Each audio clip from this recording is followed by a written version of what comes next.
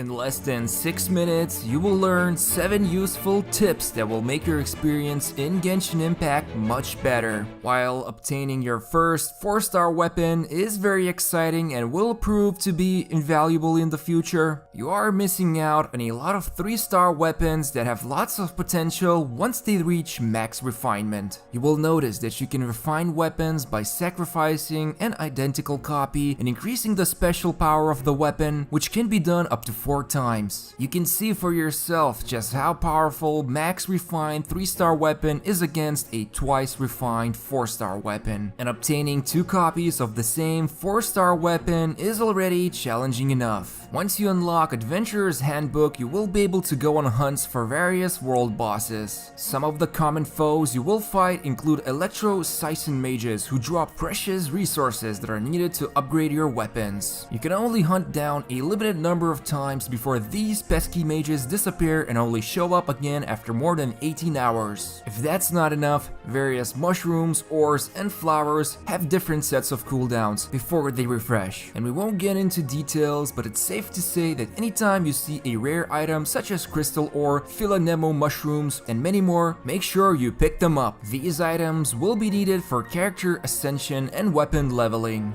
Leveling up artifacts requires sacrificing other artifacts, as well as Mora, so the more you progress through the game, the more artifacts you will acquire. One of the major aspects of artifacts is that they give huge stat boost, and the difference between a 3-star and 4-star artifact in terms of stats is quite staggering. We only recommend for you to increase 3-star artifacts up to +4 because they can still give a nice enough boost when you're just starting out and won't eat up too many resources. Once you start acquiring more and more 4-star artifacts, start switching them out with 3-star artifacts. Original Resin in Genshin Impact is your energy system that many mobile gamers will be familiar with. Completing domains, fighting world bosses, and opening leyline deposits requires Original Resin. It is highly recommended to never keep your Original Resin at max 120 cap because you're losing out on your valuable adventurer rank experience. When early in the game, the best and fastest way to spend all of your Original Resin would be by opening leyline deposits. There are 2 types of deposits. One provides Mora and the other one provides experience books to train your character levels. It's better if you go for Mora since almost everything in the game requires money. What's nice about leyline deposits is that each fight takes only few minutes and grants 100 adventure rank experience points, so if you start the game by logging in and spending all 120 original resin, you will end up with 6 completed leyline deposits, 20 original resin each, and 600 adventure rank experience points. And there's a very simple calculation in Genshin Impact where every 20 original resin gives you 100 adventure rank experience points no matter what type of activity you do. So by doing the fastest leyline deposit for Mora will give you a lot of adventure rank experience quickly.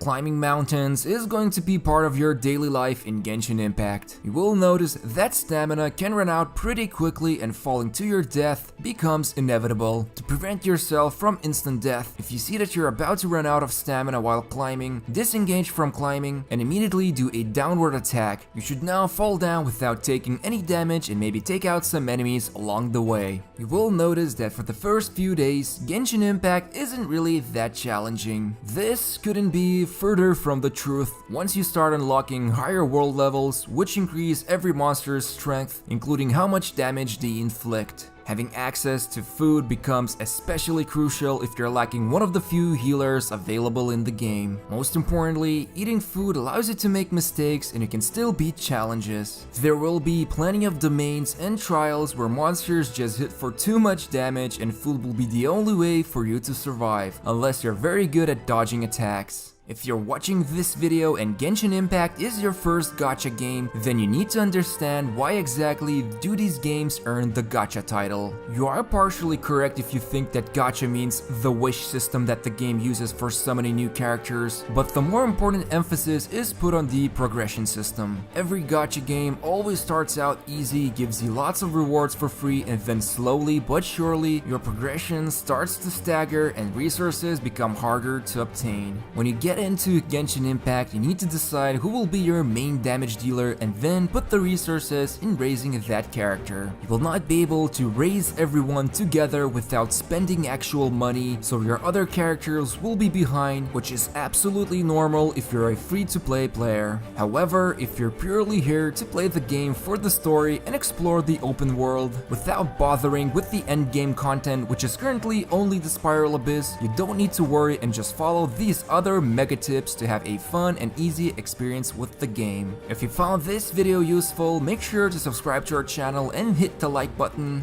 Also, check out our other videos of Genshin Impact, which includes a tier list that you can read, and also visit on our website gachagamer.com. Thank you for watching us.